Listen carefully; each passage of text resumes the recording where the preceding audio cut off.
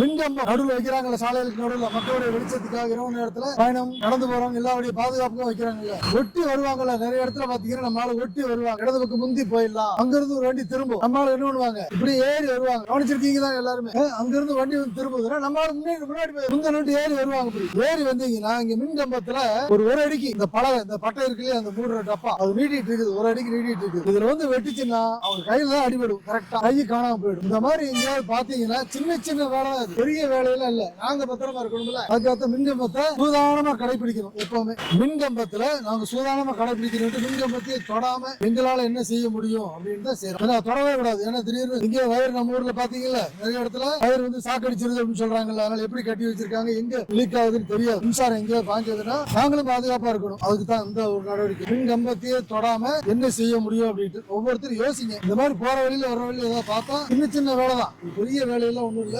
அதுக்குண்டான நடவடிக்கை எடுங்க. மின்சாரத்துறை அதிகாரிகள் இருக்காங்கல்ல, அவங்க வந்து பாத்தீங்கன்னா இந்த மாதிரி எங்கேயாவது இருந்தா பாத்தீங்கன்னா உடனடியா அதுக்குண்டான நடவடிக்கையை விரைவில் எடுங்க. மக்களுடைய பாதுகாப்பு மிக மிக அவசியம். நீங்க போறவங்களும் ஒரு விழிப்புணர்வோட பயணம் பண்ணுங்க.